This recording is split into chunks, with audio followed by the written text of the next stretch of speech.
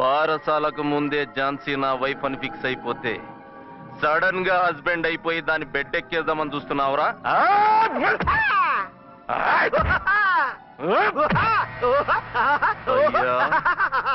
నేనింత సీరియస్ గా కొడుతుంటే వీడు కామెడీ లెక్కన అవుతుండేంది. ఈడి ఏడిపే ఇలా లాఫింగ్ టైప్ లో ఉంటదేమో. ఇంకో 2 రౌండ్లు వేసుకో. వేసుకో వేసుకో వేసుకోరా బాబు.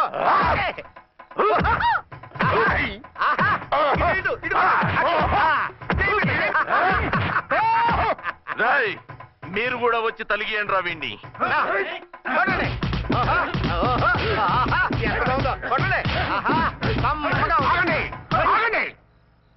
ఈడు ఎందుకు ఏడవకుండా నవ్వుతున్నాడో నాకు ఇప్పుడు అర్థమైంది. ఎందుకు?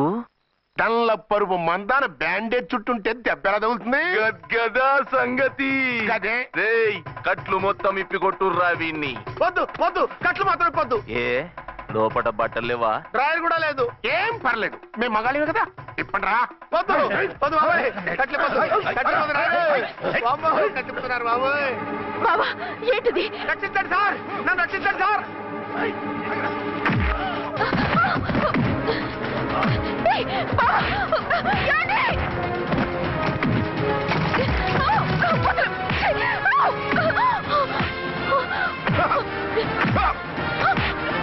వద్దు వద్దు, నన్ను చెప్పకండి బాబాయ్. వద్దు బాబాయ్. అయ్యో ఏంటి రా, అయ్యో నేను లేకపోతున్నానండి.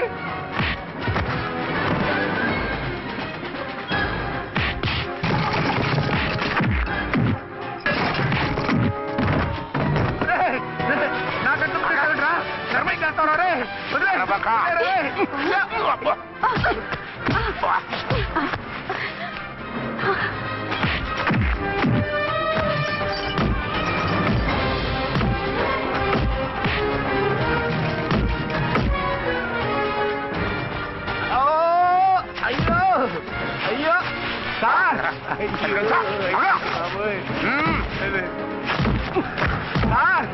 సార్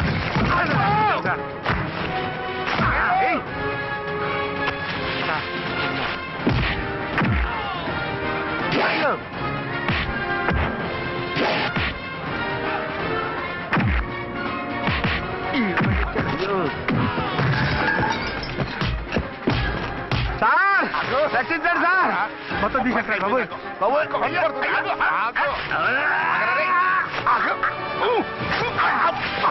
మళ్ళీ స్లిప్ అయిపోయాడు నాయన. సార్ సార్ రక్షించండి సార్.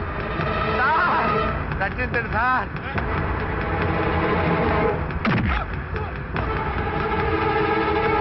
ఒక్క హాతికుందర రై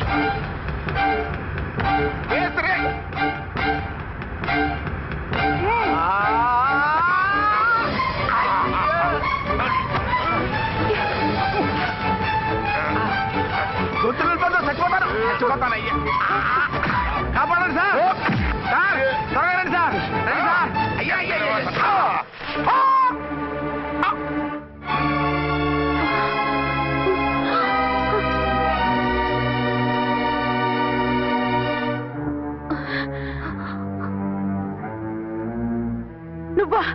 నువ్వు వేషాలు ఎందుకు వచ్చావు? నన్ను ఎందుకు మోసం చేశావు? సారీ, నిన్ను మోసం చేసిన వీడి కాదు, వారు. మా ఆయన ఎక్కడా? బైబిల్ మొత్తం చదివి ఏ సుప్రీం ఎవరని అడుగుతా వింటమ్మా. ఎంతకాలం నీ కొమ్మగుడు ఉన్నారనుకుని తెగ మురిసిపోయారు. కానీ మీరు కట్టుకున్నది పంచుకున్నది ఒకే ఒక మొగుణ్ణి, వారే వీరు.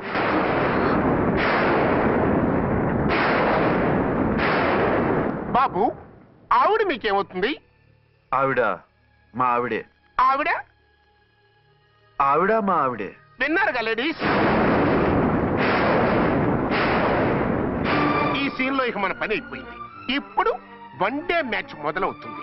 టాస్ వేసుకుని ఎవరు బౌలింగ్ చెయ్యాలో ఎవరు బ్యాటింగ్ చెయ్యాలో వాళ్ళే డిసైడ్ చేసుకుంటారు.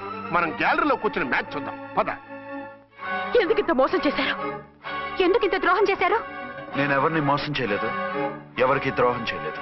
పాపం, విధి ఆడిన వింత నాటకంలో ఆర్టిస్ట్ అయి ఉంటాడు. చెప్పండి, ఒక పెళ్లి చేసుకుని నన్నెందుకు 2వ పెళ్లి చేసుకున్నారు?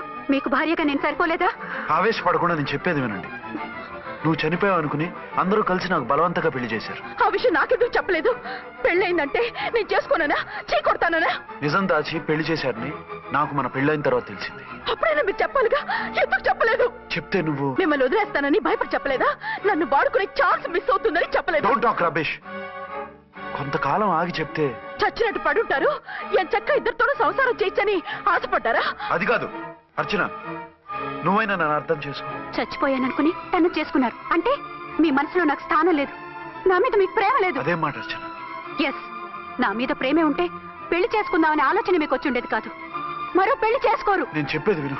నన్ను ముట్టుకోకండి. ఏ రోజైతే తన మెళ్ళో తాళి కట్టారో ఆ రోజే మన బంధం తెగిపోయింది. ఆ రోజే మీ అర్చన నిజంగా చచ్చిపోయింది. ఉండండి, తనతోనే ఉండండి, తన్నే భార్యం చేసుకోండి. నాకు కావాల్సింది శీల చెడిన మగాడు కాదు, శీల ఉన్న మొగుడు.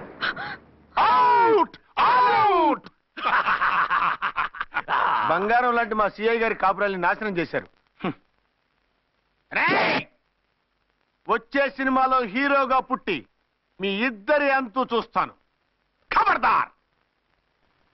ఏమో అర్చన, ఏమిటి నువ్వు చేసిన పని? మాట్లాడుకో, నీకు మాట్లాడే అర్హత లేదు. నేను నీ తల్లినే.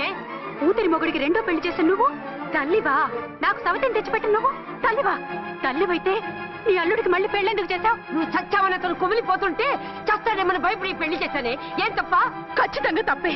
నాకే కన్నొక్కరా కానొక్కరా, నాలో ఏ లాభం ఉందని, ఏం తక్కువ అని రెండో పెళ్లి వాడికి రెండో పెళ్ళంగా పడి ఉండాలి. అంటే జీవితాంతం మొగుడు లేకుండా బతుకుతావా? మొగతోడు లేకుండా ఉంటావా? ఏ మొగుడు లేకుండా బ్రతకలేనా? ఆడదానికైనా మొగుడు అవసరం, మగాడికి పెళ్ళ అవసరం లేదా? నేను ఇంకో మొగాడిని చేసుకుంటే అతను సహిస్తాడా, భరిస్తాడా? మగాడికి ఆడదానికి పూలిగెట్టు. మగాడికి ఏమైనా కొమ్ములున్నాయా? స్పెషల్ గా పైనుండి ఊడి పడ్డాడా? వాళ్ళు తినే ఉప్పు కారమే మేము తింటున్నాం. వాళ్ళ ఒంట్లో రక్తమే మా ఒంట్లోనే ప్రవహిస్తోంది. అది కాదమ్మా, మొగుడిని వదిలేసిన ఆడదాన్ని నీచంగా చూస్తారు, చులకన చేస్తారు. పెళ్ళాన్ని వదిలేసిన మొగుడిని గౌరవించి హారతలు పడతారా? అతను నిన్ను వదిలేయాలనుకోవడం లేదు, నిన్నే కావాలనుకుంటున్నాడు. అతను కావాలనుకుంటున్నది భార్యని కాదు, ఆడదాన్ని. అంటే దూరం చేసుకుంటావా? లేకపోతే దగ్గరే ఆత్మాభిమానం చంపుకొని కాపురం చేయమంటావా? 3 ముళ్ళు, 7 అడుగులు, 4 గోడలు, ఇవే ఆడదానికి హద్దులని పడుండమంటావా? దాని పక్కనో రాత్రి నా పక్కనో రాత్రి పడుకునే మనిషిని నా మొగుడిని అనుకోమంటావా? నేను సతినా, సవతినా, లేక సానినా? ఏ అర్థం చెప్పుకొని ఏ హోదాతో అతనితో ఉండమంటావు? పరాయి ఆడదానికి దక్కినవాడు నా మొగుడు కాదు. అంటే ఏమిటో? ఆ మొగుడిని వద్దనుకుంటాను, విడాకులు తీసుకుంటాను.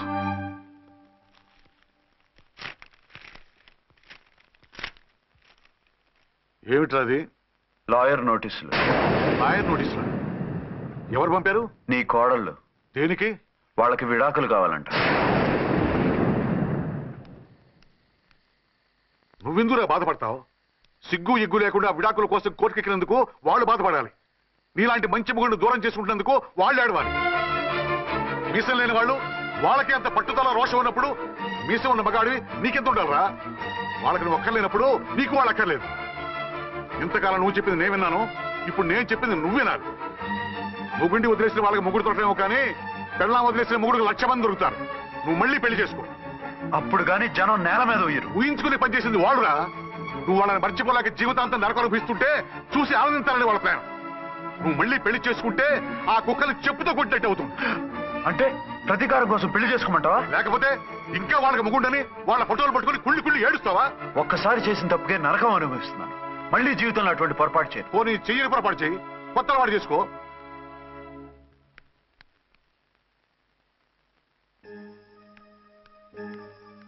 ఇదిగో నాలాగా తాగుడు అలవాటు చేసుకో. బాధల్ని బాధ్యతల్ని మర్చిపో. పెళ్ళాలు వదిలేసిన మొగుడని అవమానం పడే కంటే గౌరవంగా తాగుబోతు అనిపించుకో. అలాగే తండ్రిగా ఆనందిస్తాను. తీసుకో.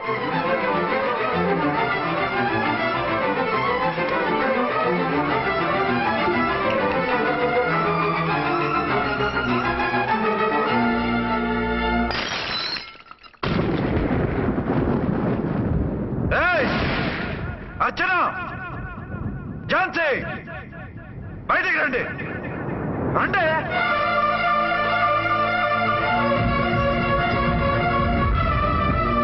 भाई और बहनों, देखो ये मेरा फर्स्ट पत्नी है, ఇది నా సెకండ్ పత్ని. ఏంటే ఆ లుక్లు? తాగొచ్చానా? నేను తాగలేదే, మీరే తాగించారు. తేగేదాకా తెచ్చారు, తాగేదాకా తీసుకొచ్చారు. నాకు విడాకులు ఇస్తారు. మనది పెళ్ళా పేకాట? ఆడినంతసేపు ఆడి మధ్యలో మిడిల్ డ్రాప్ చేయడానికి. అసలు నేను మీకేం ద్రోహం చేశాను? నువ్వు తిరిగి రాగానే on the spot first night cancel చేసుకుని నీ దగ్గర పరిగెత్తు రావడవా? ఇంకో మగాడు ఎవడైనా అయితే అలా వచ్చేస్తాడా? చెప్పను చెప్పను, ఛాలెంజ్. నువ్వు చచ్చావనుకుని పిచ్చి వెదవలా తయారయ్యాను. కళ్ళు పూసుకుంటే కళ్ళలోకి వస్తున్నావని కంటికి నిద్ర లేకుండా కడుపుకి తిండి లేకుండా గడిపాను. చచ్చి నీ దగ్గరికి వద్దాం అనుకున్నాను. కానీ నా కన్న తల్లిని మర్చిపోలేక తాగుడికి అలవాటు పడ్డ మా నాన్న నా జీవితంలా నీ జీవితం కాకూడదురా, భార్య లేని లోటేంటో నేను చవి చూశాను, మళ్ళీ పెళ్లి చేసుకోరా అని బలవంతం చేస్తే చచ్చి కన్న తండ్రిని ఏడిపించలేక బతికి దీన్ని పెళ్లి చేసుకున్నానే తప్ప దీని రంగు పొంగు చూసి వెర్రెత్తి కాదు. అది నేరమా, పాపమా? ఏమే ఈ ఏటి మేటి సౌత్ ఇండియన్ పతివ్రత, నీ సంగతి ఏమిటే? సెకండ్ హ్యాండ్ మొగుడు దొరికాయండి షేక్ అయిపోతున్నావా? ఇంతకు ముందు నేను ఎప్పుడైనా తాగానా? నేను తాకానా? కామం కళ్ళకెక్కి నీతో మంచం ఎక్కానా? మజా చేశానా? పెళ్ళైన తర్వాత కూడా నిన్ను పతివ్రతలా బతకనిచ్చాను కదే. నేనే దుర్మార్గుడిని అయితే, ఆడదాన్ని అవసరంతో ఏడ్చేవాడిని అయితే, ఎప్పుడో నిన్ను చెడిపోయేదాకా చెడగొట్టేవాడిని. కానీ ఎందుకు అలా చేయలేదు? ఎందుకు నీది తప్పలేదు?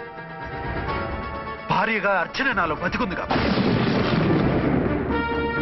నిజం చెప్పలేదు అని చెప్పుకోవాల్సిన మేకలా గించుకుంటున్నావు. ఎందుకు చెప్పలేదో తెలుసా?